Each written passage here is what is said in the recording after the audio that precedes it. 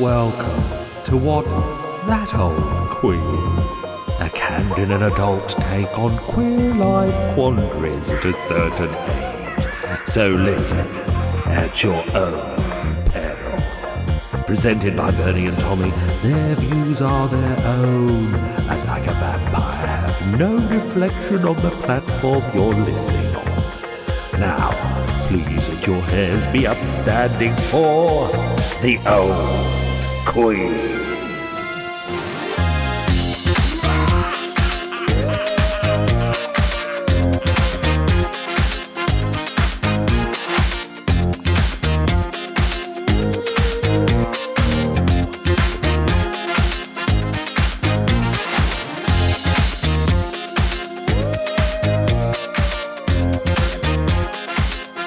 Hey Tommy, this is a good theme tune. It's our special Halloween theme tune. I think we should have it all the time.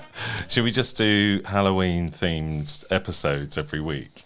I mean, some might say that we already do, because we both enjoy the supernatural. We do, yeah, I want to talk about that in a minute. And it's also, cheers, we're drinking bubbly again. We're celebrating every single time we record these days. It's our 50th episode. I can't believe it. Like 50 of these things we put out. Yeah. It's crazy. What's been your favourite one? I don't know. There's so many that I like. What's your favourite one? I mean, I'm actually not very good at remembering them. And when people have brought them up in conversation, I can't remember. But I do think last week's was particularly good. Yeah. With well, Dan. I mean, we enjoyed it. Hopefully everybody else did.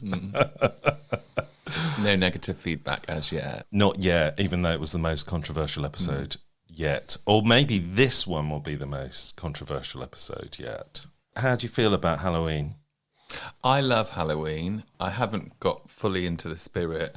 I did just buy a ghost pumpkin from Lidl.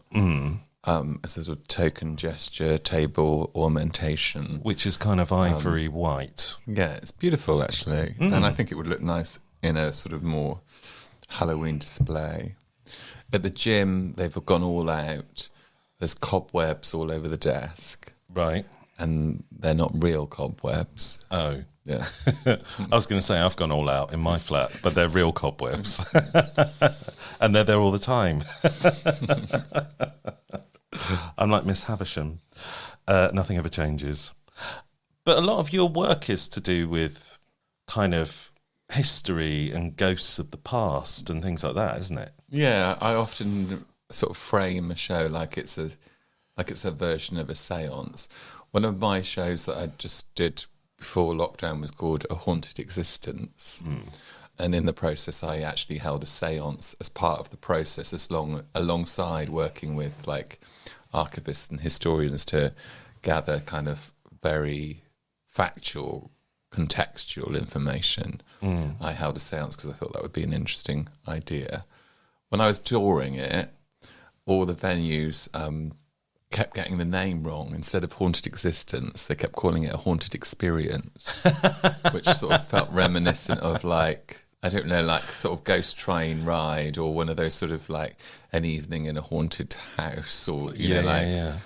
And the last venue I did in Newcastle, when I got into the dressing room, there was a witch's hat that was already hung up there. And I thought, fuck it, why not just change the whole thing?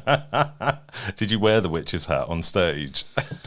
Tempted. Yeah. But what was that experience like? Because you mentioned you've worked with a couple of mediums in terms of research, haven't you? Yeah, so we had the séance. So the story is around a series of a group of men, so like 18 men that were involved in a trial for gross indecency in the 1950s. And not very much was known about those men because I think mainly because of their class, really. So not many details are recorded if you're of a certain class. We just really had their names from the newspaper. And so we thought it would be a good idea to have a séance to try to work out what stories pertain to them. And we worked with this medium and they told us various interesting things. Mostly they were kind of things that were sort of felt like very evocative visual images that I used in the shows.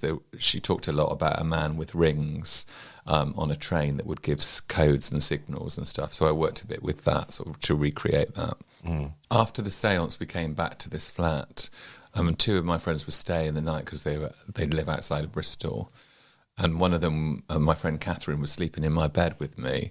In the middle of the night, she woke up to a figure that was leaning over my bed, and it felt very much connected to one of the men's stories. It wasn't just one of your grinder mates come round. The door was on the latch. No, yeah. And she felt his presence around her, after that event. When she went back to London, she met up with someone, and they're a bit of a psychic, and she said, I can sense that there's someone else with you. Wow. Do you feel like you could be haunted by the past, and maybe people from the past that have passed over, that they might be looking out over you or stuff? Definitely. It's interesting, because we've got a question about that later on. On a Halloween theme, we'll stick with ghosts, because I did a little bit of research, and I found an article from last year by Ro White from the... I'm sorry I was so dismissive about your article in the last episode. I think it was fair enough, to be honest. You might be as dismissive about this one. To be honest with you, I'm more intrigued by this one. Yeah. So Ro White from the website www.autostraddle.com. Have you heard of that website? No. Maybe it's one to dip into at some point. Now, I've often likened being gay to being a vampire, in a way. Can you see how that might mirror? I mean, you like the nightlife.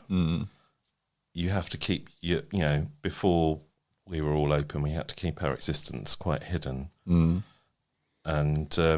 obviously we can, at will, we can turn people into being queer just by our thoughts. So you look great in black and red. Exactly, they are my colours. And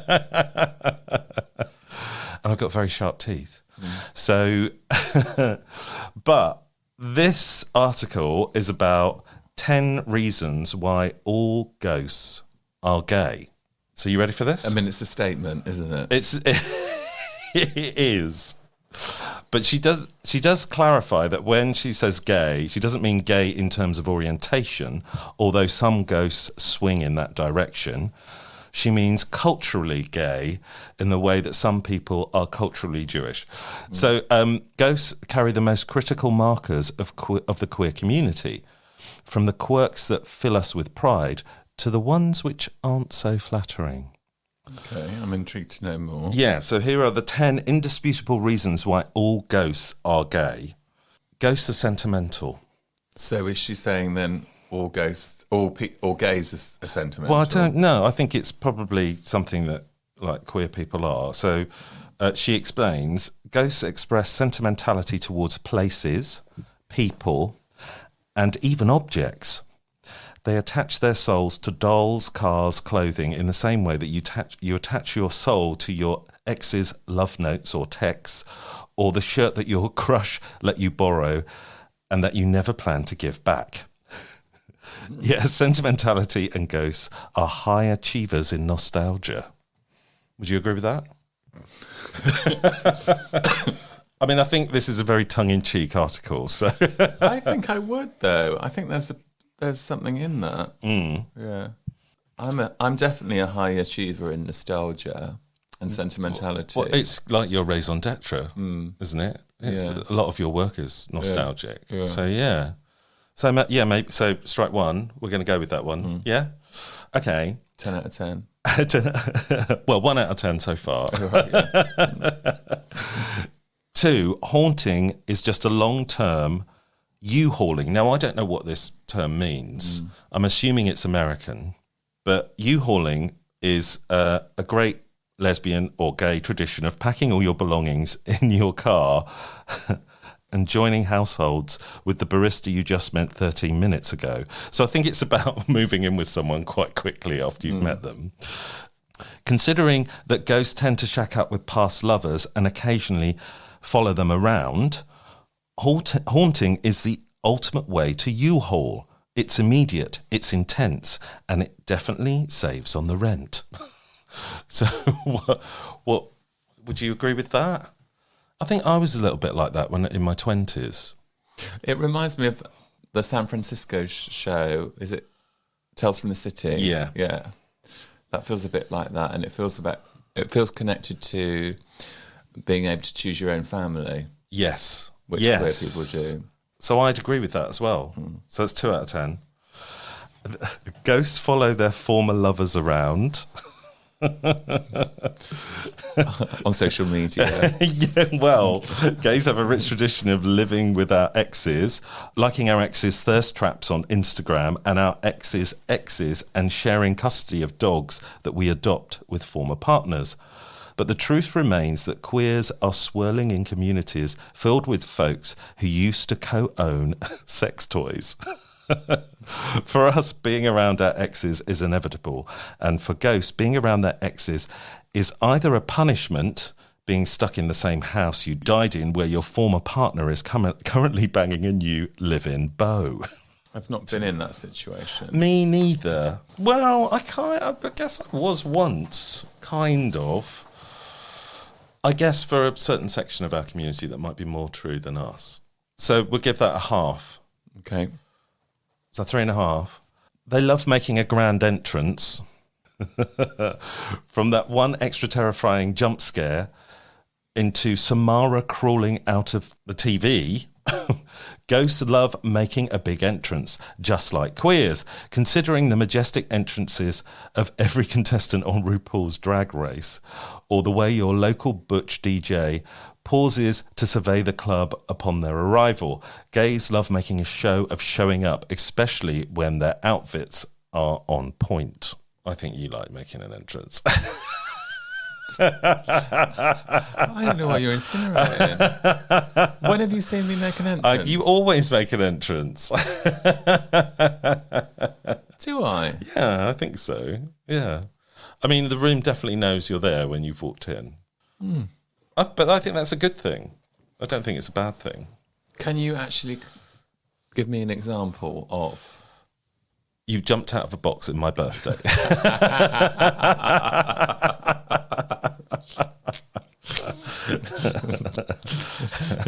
Which is one of many entrances. I mean, actually, that is my fantasy, is to jump out of a birthday cake. And I think that there was talk of that, but the budget didn't allow. No, maybe for my 60th. Right, 6. Their best friends are witches. What queer person doesn't have a BFF who reads tarot and operates a side business selling herbal sachets on Etsy? Just like gays, ghosts appreciate witches who are skilled at communicating with the dead. Consider how Moaning Myrtle befriended multiple witches and wizards in Harry Potter, or how Wendy buddied up with Casper. Ghosts need witches to stay in touch with the living, the same way gays need witches to do our partners' astrological charts. Would you agree with that? Well, I think that, witch is a term that people use quite regularly to me. All right, witch, they say to me. And me. And I think, like, historically, probably people that were branded as witches were on the fringes of society and probably part of our community in many ways. Which we definitely are. Yeah. And I'm a bit witchy. So, yeah, I'd agree with that We one. both do the tarot as well. Yeah. We don't need a friend to do that. We can do it ourselves. Yeah, we... Very self-contained. well, we can do it for each other. Yeah. And, I've been known to do a spell or two. So, yeah, I'd agree with that one. Ghosts love the nightlife. Across fiction and real-life settings, ghosts nearly always go bump in the night. Nightlife culture to queer community. I like the idea of a night loaf. Overnight loaf. The night loaf. Maybe that should be the new queer night in Bristol, the night loaf. Overnight loaf. Nightlife culture to queer communities for decades, and we still love to bump on the dance floor. I was doing a lot of splits on the dance floor on Saturday. But I have experienced you doing splits in the BBB before. It's so small in there that we have to clear the floor for you when you do it. And it's nice and wet, so it's easily done. I slide across the floor quite easily. Don't wear your white jeans when you do it. I don't have any white jeans. Okay. Yeah. Maybe when you're a ghost, you will. I always think of Liz Hurley when I think of white jeans. Do you? Why is that? Well, she used to wear them quite a lot. Right. I don't think she does anymore, just a bikini. It's a very 80s kind of look, isn't it? I think. 8, they're often associated with cats.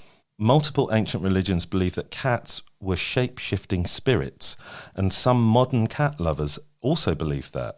In short, ghosts are cat people, queers are cat people, therefore ghosts are queer. I mean, they sort of like... I'm not sure this is kind of like scientifically proven. They got a bit bored with this one, but I know what they're talking about. Yeah. It was actually a year ago on this weekend that I took George Michael home, who sadly is no longer with us. Yeah. In physical form. Yeah. He passed away shortly after. He was with me a month, really. Yeah. But I haven't felt his presence since. Okay. There was a strange experience that I had recently when I walked into my bedroom and their duvet was shaped in such a way that I thought that there was... A cat there? No, there was something under the duvet. Right. I thought it was a human. And instead of, like, working out what to do, I just jumped on it. That's normally what I do if I think there's a human in my bed. So it happens very rarely these days. This one's a weird one. Ghosts like watching you sleep. Almost every haunted house story begins with a presence in the middle of the night, like your friend you mentioned earlier, or the feeling of an invisible body sitting on the edge of the bed. It's clear that ghosts love watching you sleep the way your lover likes watching you sleep. I find that a bit weird. I don't. I completely understand. When they used to have Big Brother, I used to just tune in for the night ones where you could just watch them sleep. I loved that. Found it very relaxing. I think when I was really obsessed with it in the early days, I used to watch the night feed. And then I used to be like, why am I watching this? Nothing's happening. But I don't like waking up with someone just staring at me. I find that a little bit weird, even if it is a lover. So I'm not gonna have that one. 10, they love a dramatic exit. Just when you think you'll catch them, ghosts evaporate into thin air. Well, that certainly sounds like a lot of my boyfriends. So, or people that I fancy. I do. I think I do an Irish goodbye these days. I think it's something to do with middle age. What's an Irish goodbye? It's just when you don't say anything to anyone, you just leave. Yeah, I do a lot of that. Anyway, our guest is waiting to come in the throne room. So shall we have a break? Yeah. And then we'll be back. With the lovely Lorraine Bowen. Yes. And we'll be back after this.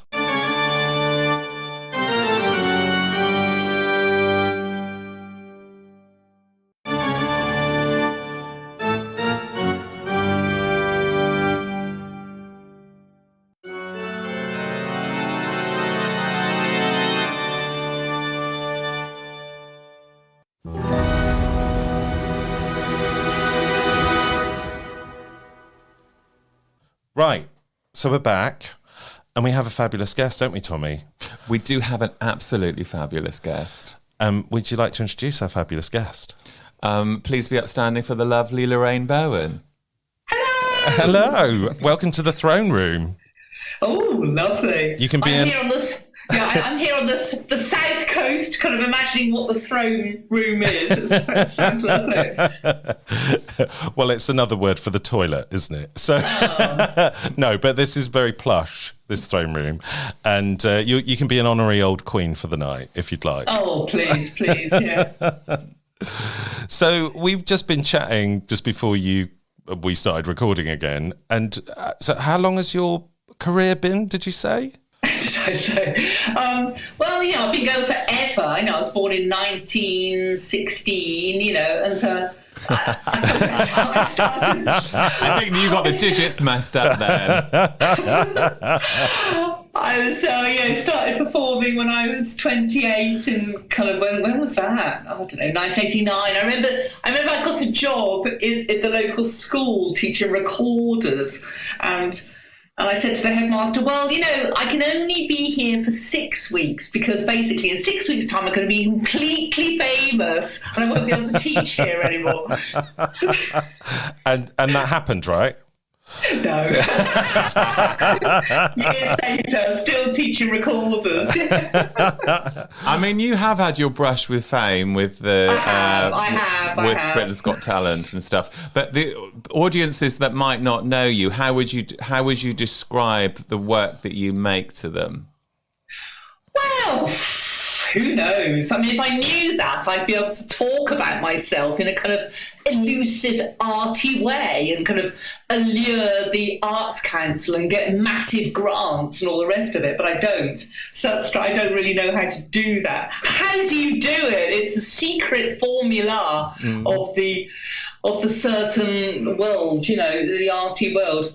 I don't know. I just write a lot of songs. Well, I have written a lot of songs in my time. I've written 6 albums of catchy tunes about anything that I really felt passionate about and not commissioned or anything, not feeling fashionable or anything. And suddenly, at some period in the world, they've become quite culty. For example, my little tune, the Jumbo Centre Gran Canaria. Yes, which you kindly let us use in one of our podcast episodes earlier this year, because we did a feature on it. Right, well, that's fantastic. But, it was just a little sidetrack to the video that I'd made after a small holiday there. And then suddenly it became huge. It's got 100 million views from gays across the world. And now it's in a Dutch film, which is wonderful. Oh. Well, we were talking earlier on about ghosts and also nostalgia, and there feels something about your songwriting feels you're very interested in nostalgia, it seems. I'm now thinking about polyester dresses.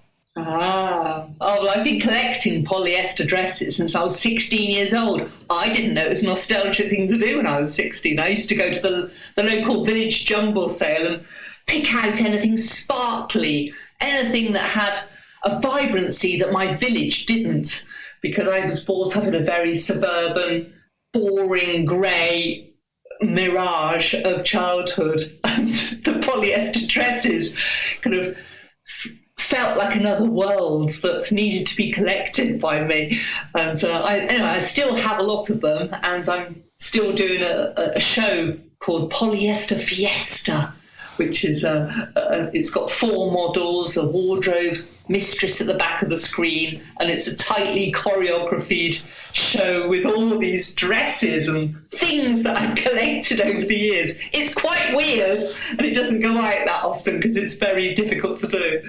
It sounds amazing, though. So what was the town that you grew up in? Was it Cheltenham? Well, it was Cheltenham first, and then we had this massive opportunity. My dad got a new job in a place called Chelmsford. It was so weird because we lived in Chelmsford Avenue in Cheltenham. And then we moved to Chelmsford. It was so weird.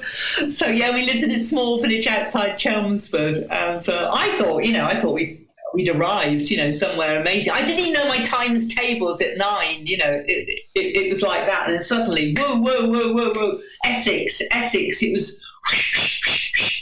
and I had to have elocution lessons because my accent was so dreadfully straw out the corner of my mouth,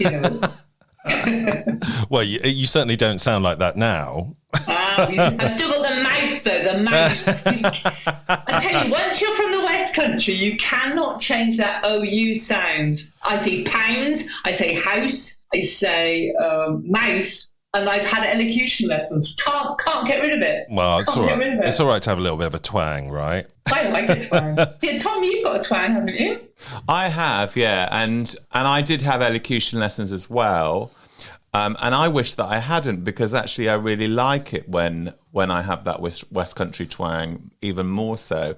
I have it a bit more when I've had a bit to drink, or when I'm talking to my family. You know, I just slip right into it. So go on, Tom, you say house, mouth and pound. House, mouth, pound.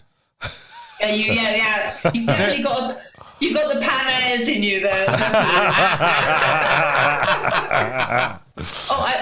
Pam-Airs has been really hot on Twitter today. Did you see her? That she's written this fantastic little poem about the sewerage going into the rivers. Absolutely beautiful. Really beautiful. Look it up. I love Pam-Airs. I love Pam as well. Fergal Sharkey was on the radio today talking about the sewers. Did you catch that as well? I didn't, but I saw it on Twitter. Twitter is alive with the sewerage at the moment. It's a hot topic. It is. It's hot topic. It's a sign of the times. Which really sort of puts, all those wild swimmers I know. in amongst it all. Well, I'm a bit scared to do wild swimming because of it. Yeah. Although I did used to go swimming on the North Kent coast when I was a kid, and that was probably full of sewage as well. So it probably wouldn't do me any harm whatsoever. But Lorraine, you were recently on Radio 3, The Verb. How was that for you? Were they doing different versions of your Crumble song? Well, it's always been a bit of a joke that I've got my Crumble song, which I wrote billions of years ago. Billions of years ago. People thought I'd written it just the week before Britain's Got Talent, but no, it's been going on for absolutely ages and ages.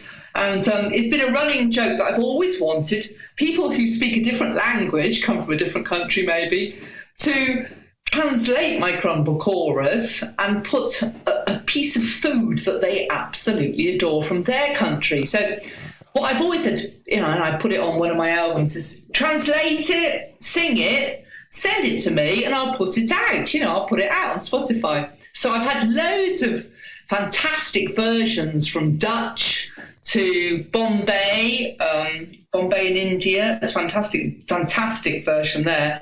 So say, for example, the Italian version, which, if anyone doesn't know my song, which is everybody's good at cooking something, and I'm good at cooking crumble. In fact, I've got one in the oven. Would you like some? So those are the four little things.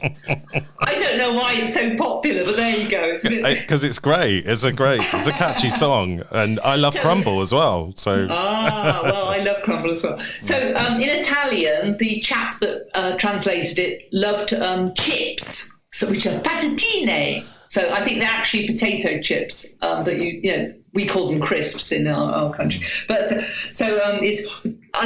have to kind of really, I'm bolstering up my bosoms as I sing this, because you have to do this, if you're going to become Italian. So, tutti quanti sanno cucinare ed io so fare le patatine. Ne ho un paio dentro il forno, never let go.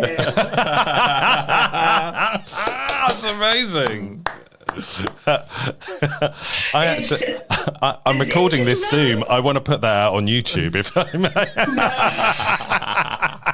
Because your arm movements and facial expressions were amazing. That's because I studied flamenco for a year and then I got sacked. But the fact is, I've kind of wildly confused Spanish with Italian there, haven't I? But the thing is, it's so wonderful Italian. It's so and it's so dogmatic and so affirmative, and so the mama is she's the absolute core of the household, and she slammed down any man. I just love the Italian thing.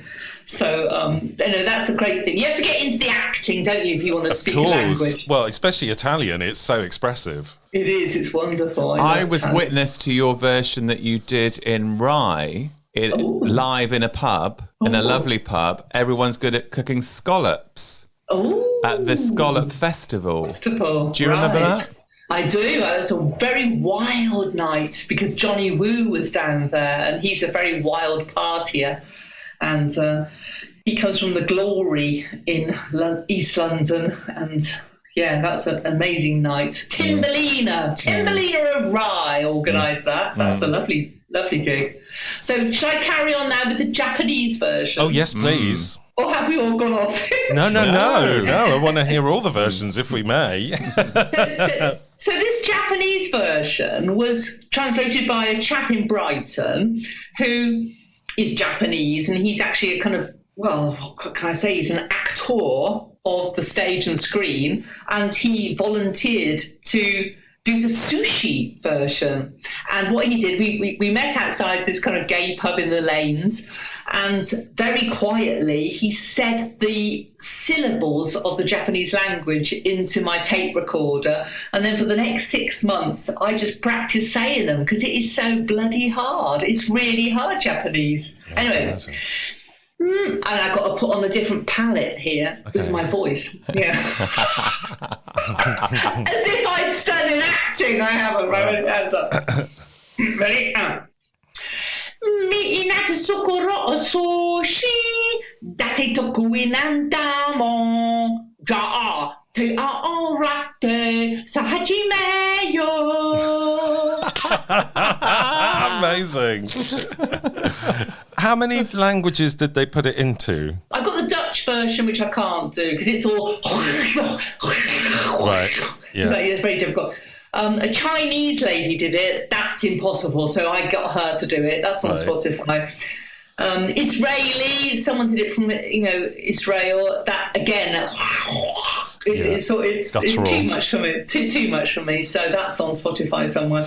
But when sorry, am I being stupid? But are they talking crumble? Are they doing their national dish or their favourite?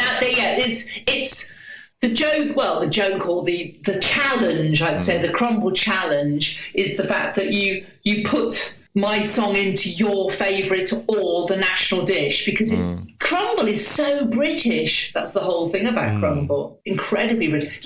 You're men, but you didn't do probably, the first 12, when you're 12, you do home economics if you're a girl. I think men were allowed to do home economics later on in the 70s.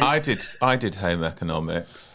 Did you? And did you do crumble first as your first lesson, or egg nests? Like I did. I think we did chicken a la king. That was one, and meatloaf. I remember that. He went to a posh school. He went to a posh school. I didn't go to a posh school. Sounds pretty posh to me. Chicken a la king. Yeah. But we had chickens, and I couldn't eat it. It was overcooked or something. So we gave the chickens the chicken a la king. So they ate them. Oh no, yeah, it was all wrong. Really. I think that happens in battery farming, anyways, isn't it? What are your other favourite dishes? Have you written any other songs about food? I love writing about food, because the thing is, as a kind of quirky songwriter, I can't stand writing about love. I can't stand this whole Adele thing. It's all got to be heart-wrenching. Is anyone else just fed up with all this love? And I don't want to know about anyone else's personal relationships. I absolutely cannot be bothered to hear about anyone else's personal relationships. It doesn't apply to me. So what does apply to me is food and drink. Let's have the spinach song. Fish Fingers, a great tune. It's very popular with students, my Fish Fingers song. As is the Halloween edition, have you ever written anything ghoulish or ghostly?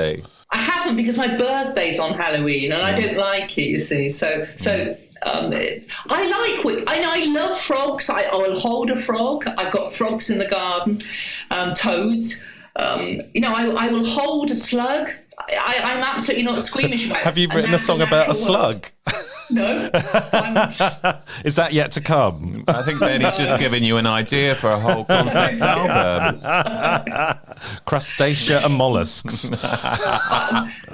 I've written, my insect song is incredibly popular. That was on the John Shuttleworth radio show, and from that I did the Pestival gig at the Eden Project. Yeah, so I did a whole half an hour of insect-related songs, which I can do.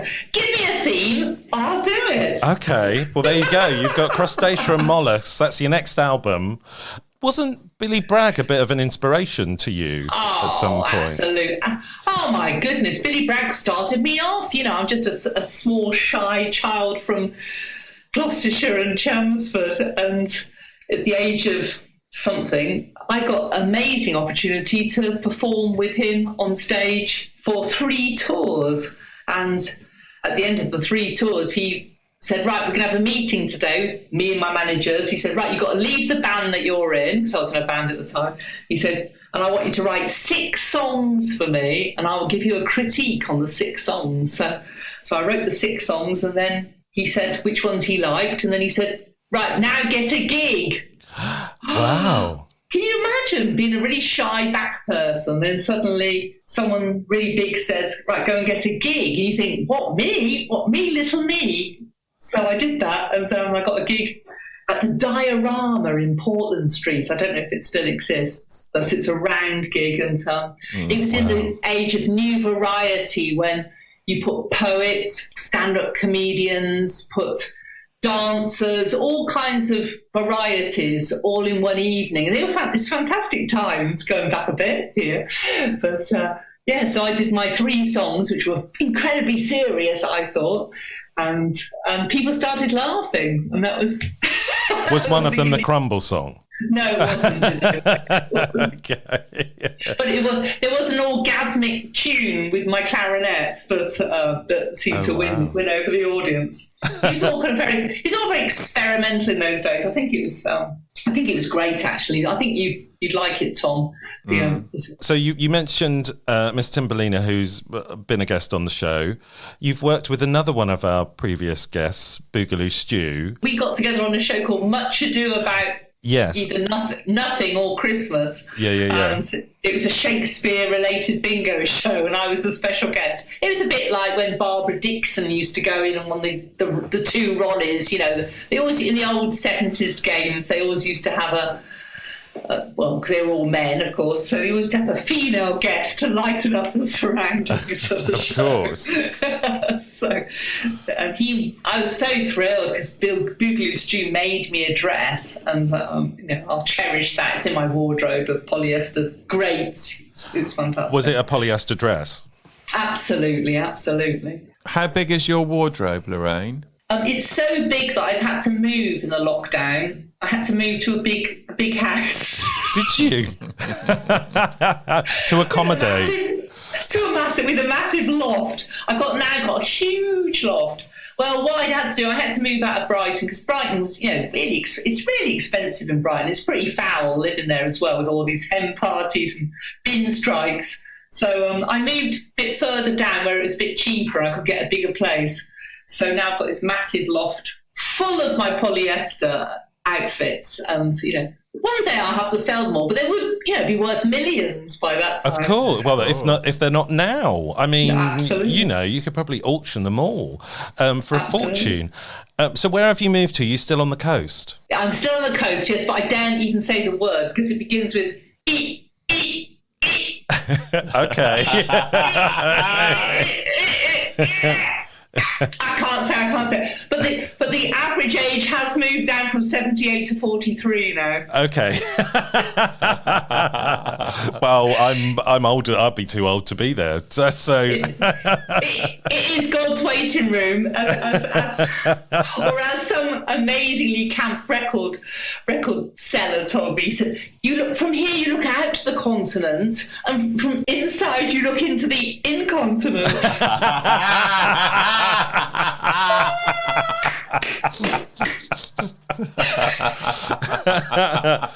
So they should have that on the sign. Welcome to Eastbourne. You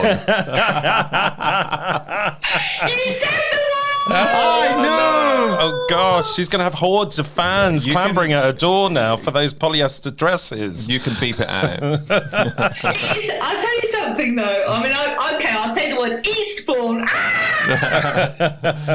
But it's actually a really nice place. It's got a terrible reputation, and I had so much jip when I moved. Oh my God, it was like, I'm putting up crossed arms here for people listening on audio.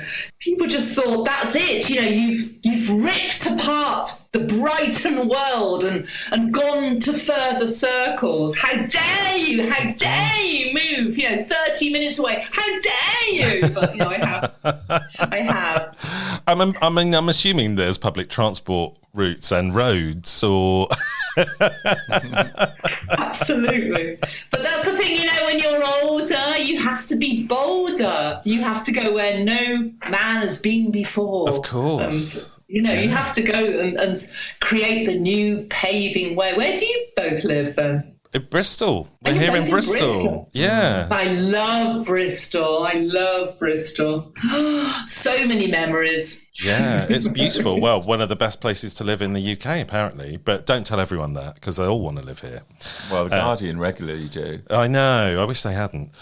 Lorraine, it's so good to have you on the show. I think Lorraine is going to be a brilliant component for our next feature. I think so too. You got to be older. What is it? You got to be bolder to be older. Yeah. Yeah. I think this is great because we've got tidbits of advice. We've got some quandaries, and some of them are quite pertinent to maybe what you've just said. Actually, bizarrely, as sometimes happens with this. But Lorraine, thank you so much for being on the show. Where can people find out more about you? Well, I'm just smothered over social media. Of course. I'm the queen of TikTok at the moment, at Crumble Lady. And because I'm so old, that all my links are completely different. They're not tied up into the same name. Because if you're really wise with social media now, you have at blah, blah, blah, and it's all the same throughout the whole social media. But of course, because I've been here so long, but everything's different. So on TikTok, it's at Crumble Lady, where I've got my Crumble song at 1.5 million views. All the young kids just love it. Mm-hmm.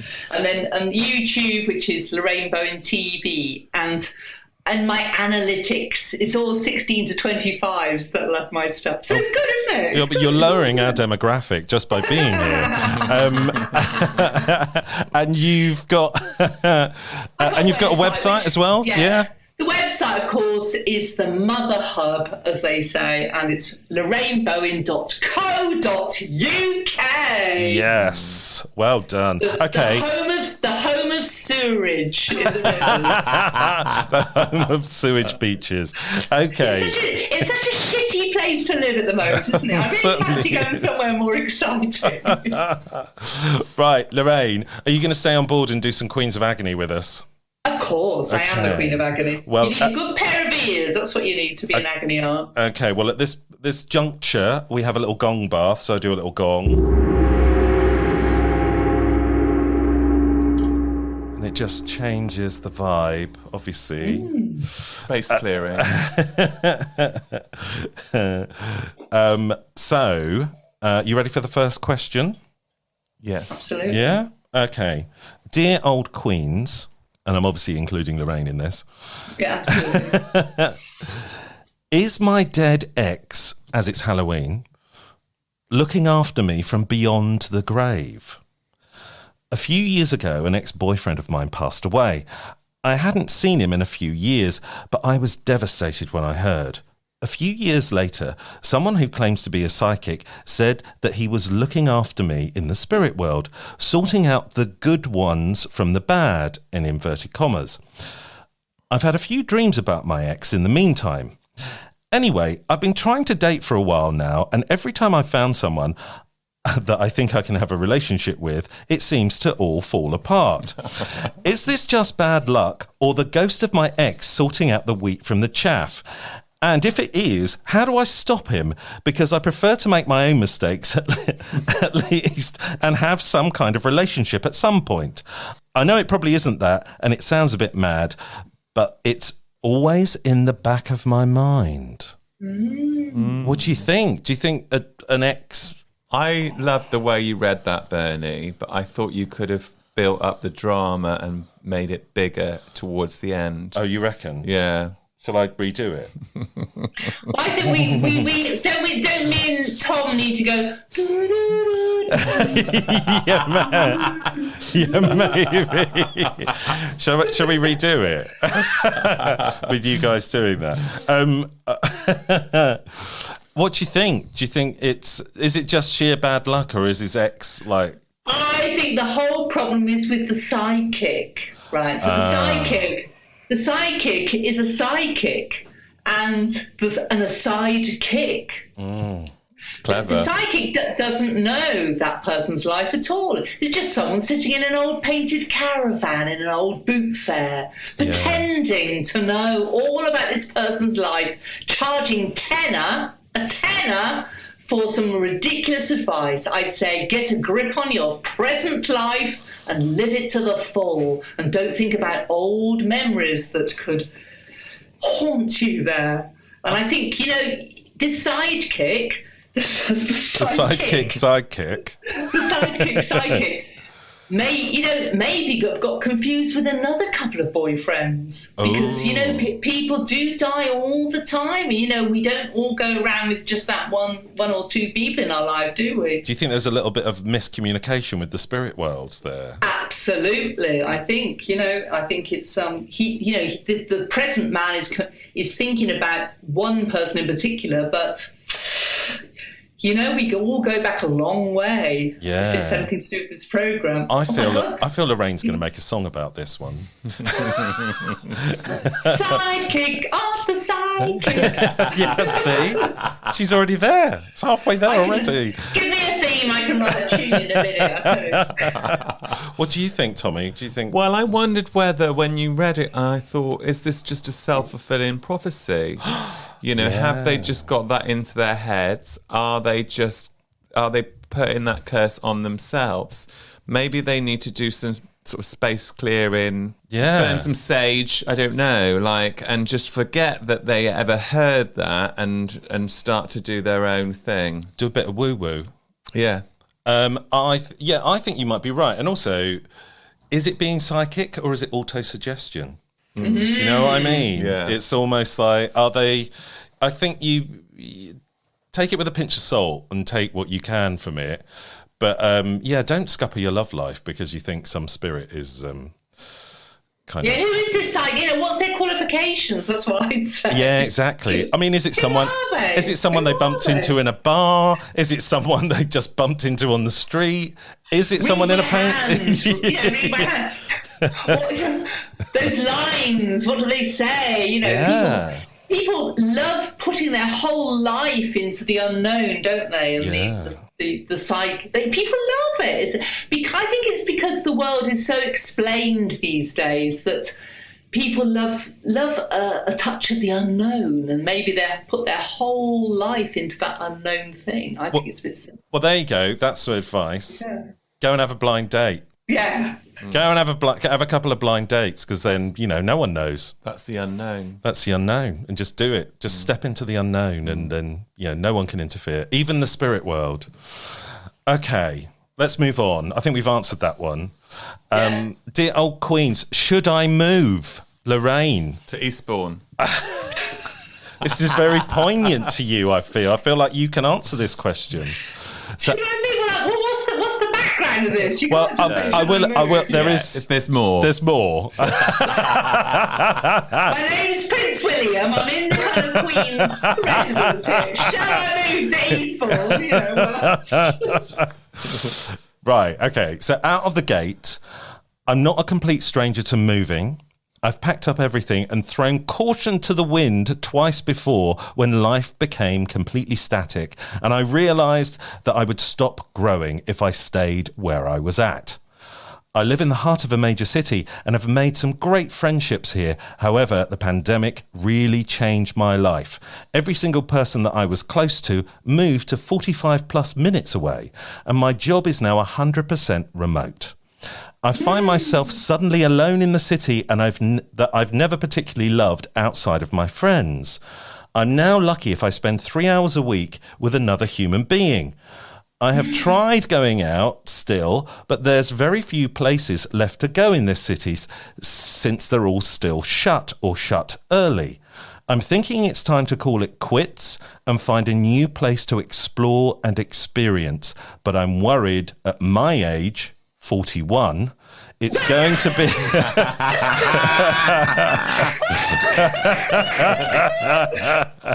is going to be even harder than ever before to start over. Do you know anyone who's moved away in their 40s to start over? Lorraine, this was... It's almost like... It's meant to be. I feel like the spirit world has brought this question to you. Well, I can answer with a sincere amazingness. I don't know who this person is. Well, listen to me, the person who wrote that, because I went to Valencia on holiday and I was in this bar. It was pretty empty and there was these Americans there and they were having a great time and we got chatting and I said to them, so what do you do? And they said this magical phrase which I will never forget, and they said, oh darling, we're digital nomads. Oh. And it was this word that I'd never heard of, so I went back and looked it up. A digital nomad. It means that you can live wherever you want to because your work is totally online. So this person here at 41, a mere spring chicken, by the way, Right. can be a digital nomad and go fancy free around the world, just visiting places and, getting paid and working on the computer. Yeah, so I get what you're saying here. So why just move to one place Absolutely. when he could just kind of like up sticks, travel about, and then find the right place to be? Absolutely. So these Americans that I talked to, they said, oh, we're just going around the whole of Europe. They said, we're just going around. We work during the day and we go to quiz nights in the evening in Valencia. Next week it's Rome. Then we go off to Madrid. Then it's Prague. Then it's London. So they're just all over the shop. Right, okay. But what about if he doesn't want to become a digital nomad? Well, I think he has to be one for a bit. Okay. Yeah. You're insisting. Absolutely. Well, you can't be moaning onto a podcast, can you? About shall I do this? Shall I do this? Crunching the nails with between the teeth. You have to just do it, and then no regrets. Do it for a bit. Do it for a year. Become a digital nomad, like Lorraine Bowen says, and then come back to Eastbourne and then see the other half side of the world. How boring. Did you consider becoming a digital nomad for a while? No, I can't be a digital nomad because I do like doing gigs here and there, like I'm doing Polyester Fiesta on the 20th of November in Brighton at the Ironworks. Okay, good plug. Plug anything you like, Lorraine. It's fine. And, the occasional gig is really nice. It's really nice. I don't like this country at the moment at all. I'm talking about being in the UK, of course.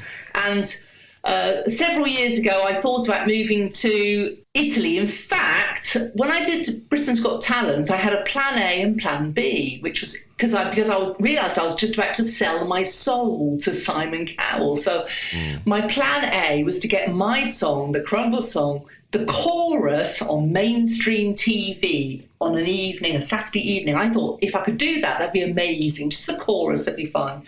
Anyway, so that was my plan A. And I thought, well, it's always good to have a plan B. And I thought, well, if they diss me in any way, if they dare to diss Lorraine Bowen, then I will move to Italy. And I don't care a toss if I do that. I'll just go because I can't bear to be dissed in my own country. So as it was, it all turned out well. But it's good to have a plan A in life and a plan B. Well, the government's constantly talking about plan B right now. Yeah. So. Oh, yeah, it's true, yeah. But I'm saying this kind of in jest and seriousness, because it's absolutely, you can ask any of my friends that I had this plan A and plan B written on the wall.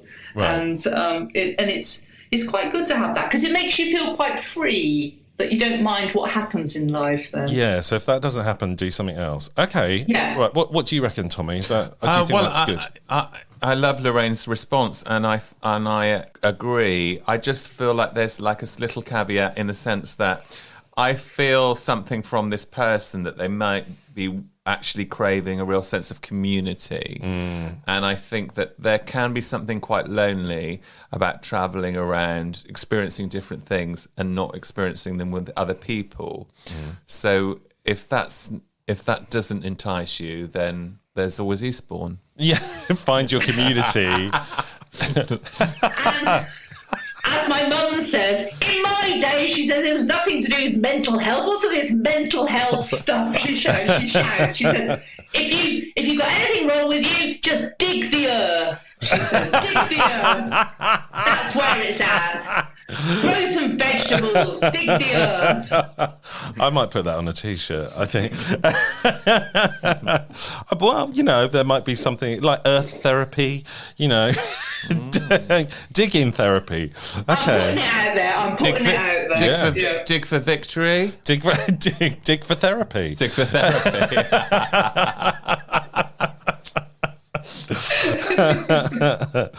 Okay, great. I don't really have anything to add to that. I think it's all been covered there. So we'll move on to the next one. I don't know whether this is pertinent to you or not, Lorraine, or you, Tommy, actually. Dear Old Queens. Reading the title, I think maybe it is. Hooking up with someone you're a client of. So I've been chatting with this hot guy for about a week. I looked at his Insta and he's linked and I recognise his name. Did a search in my phone and it turns out I'm a client of his, in brackets, personal, not through my work, at his job, although we only interact like once a year. He is unaware of this because I don't have Insta or my name on there. Should I tell him this before we arrange to meet or just leave it? Hook up and then have an awkward but probably hot encounter next time I'm in his office. Taking into account we already have swapped loads of nudes and filthy talk. Ooh, I wasn't expecting that last bit.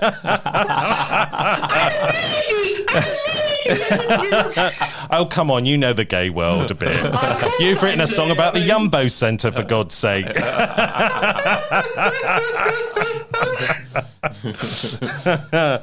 So, what do we think? Oh, let's go to Tommy, because I feel this is pertinent to Tom for some reason. I just wasn't... On Saturday night, I was in the Bristol Bear Bar, as were you, Bernie, and I met a lovely dentist there. I was just about to launch into all my dental work stories. As you do. Yeah. And he wasn't having any of it. No, I don't. I wonder why. He said, just no. He just went like, just no. I don't want to know about your root canal. Have you written a song about a root canal? No, but I have written a song called Lack of Plaque.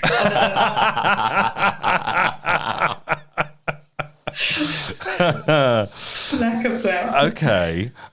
So, but you weren't actually... How does that work? You weren't actually a client of his? No, but then I thought maybe I could move dentists. Oh. But then I thought, do I really want to see him to see me like that? Yeah, also, it's probably not very moral to, like, have sex with a client, right? What, whilst on the dental desk? Chair. whilst you've got a dental dam in your mouth. And while the assistant is going, me too!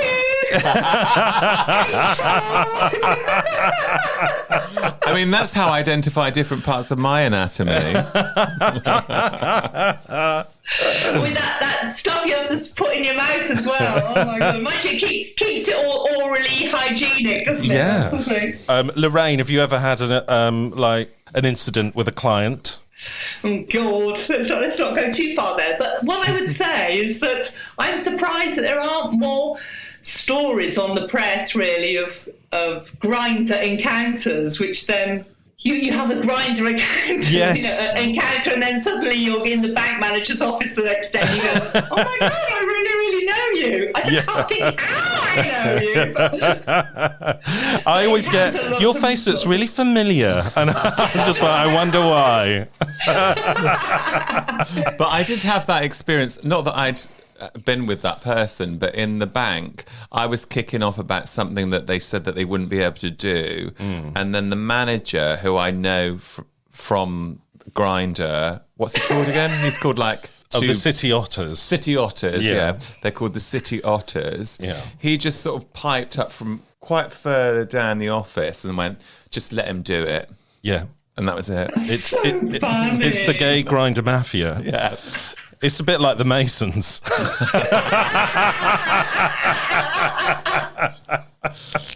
And you're still going to underground places with kind of masks and swords. Right.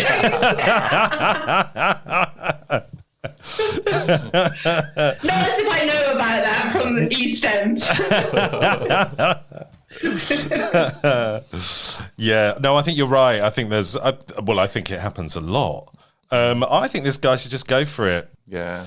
You know, I mean... He could just become a digital nomad if it all goes wrong. Yeah, exactly. That's his plan B. Plan A is to go for it. Yeah. Plan B is to become a digital nomad. Okay, Yeah, great. absolutely. Great. That works. So final question. Wow. Dear old Queens, do you... now, Lorraine, again... There's a little bit of synchronicity going on here. I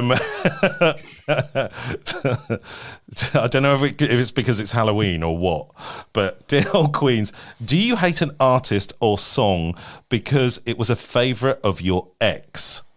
I had a boyfriend who was older than me a couple of years ago who was wild about Adele. I now find that I can't stand to listen to anything of her anymore. Not just because I'm not into her style now, but because it is now associated with bad memories. Have you ever had a reaction like that? Well, Sorry. You go on, Tom. I'm really interested to what you say. Well, all I was going to say was my ex-boyfriend was from Tottenham, which is Adele's stomping ground. Right. Before LA. So on the subject of Adele, we'll get round to you, Lorraine, in a moment. I walked past the registry office before COVID times, and there was a woman singing Adele songs outside with a guitar as a couple were coming out, and I was thinking, if that's the ex-girlfriend, that's the best revenge ever.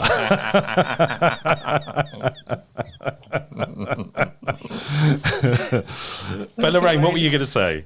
Well, I was going to say that it just shows you the strength of incredibility about songs, that they're almost like taste. I'll start again. I think the idea of a song is... It's not just listening to the music, is it? It's almost encapsulating the five senses. Taste, what is the five senses? It's going to remind me. Taste, smell, sense. Sight. Hearing. Sex. Touch. And food, food. Yeah, and food. So the whole thing about a song, it's just so powerful. It can overcome you with emotion. And... what can I say, Adele?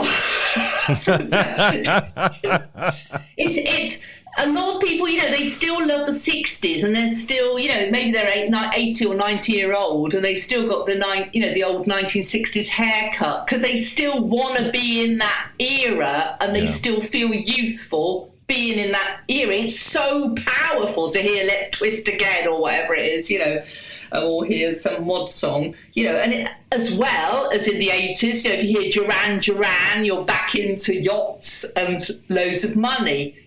Adele, what's she, millennium, is she? I don't know what. She's yeah, maybe, I don't know. Generation Z or X or Y or something.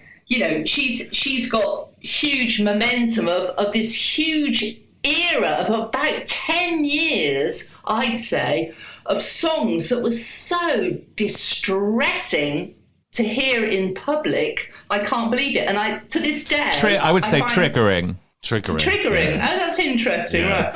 But I find them completely inappropriate for public service broadcast myself, because...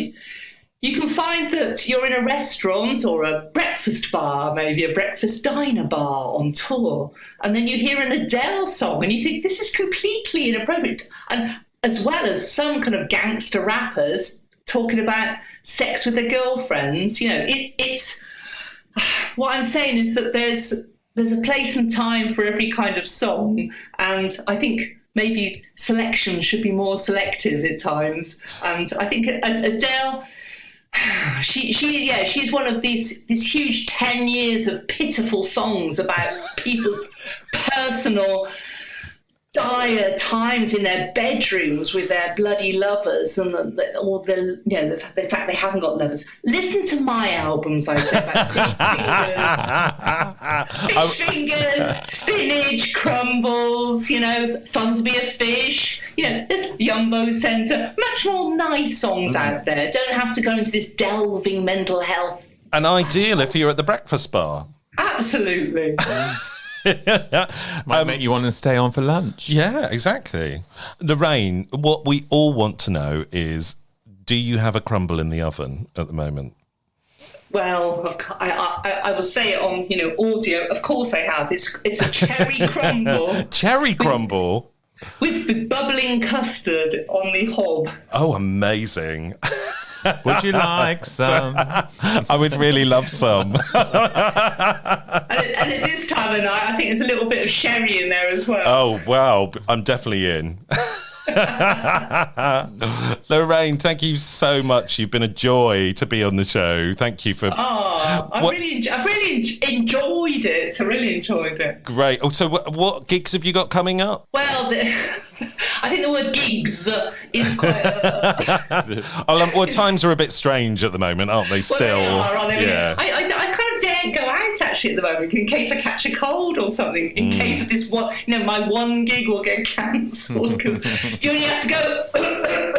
and of course you're put to bed immediately, aren't you? Yeah, you have to self-isolate for 14 days. Absolutely. And I haven't had the big C yet, the big COVID, I shouldn't say the big C, but COVID-19. I haven't had the COVID-19 yet, and I don't want to get it, but I am having my booster jab in a couple of weeks. And you won't believe where I've been sent to. It's a place in Eastbourne area, and it's called the Crumbles. Oh, wow. I've been sent to this place. It's 3 miles away. It's called the Crumbles Vaccination Centre. Wow. And I bet they're going to have your song playing in the background. I'm going to do I think it's time for a pop-up gig. Yeah, I think so too. Have you got a song about inoculations or vaccinations? I absolutely adore public health, right? So I've written a song in the past called Use Your Knuckles on the Cash Machine, use your knuckle in the public convenience, use your knuckle pressing in the pin, you don't know where somebody else's fingers have been. Very wise. Use Your Knuckle on the Cash Machine. It's a big public health song, and I've got a song called Germs, and I've got the final in the triptych of songs about public health, which is called Would You Like to Be Buried or Cremated? So romantic. It is, yeah. I mean... It's much better than Adele, isn't it?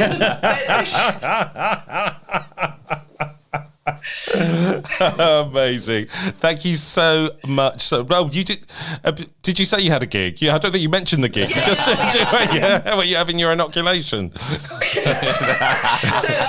So it's a massive gig coming. It's just so massive that it's kind of compensating for 10 other gigs. It's called Polyester Fiesta, and it's me going up in my loft, finding all these thousands of costumes. I've got 4 models that have volunteered to show these off. 2 women, 2 men, and and anyone in between. Really. That's right.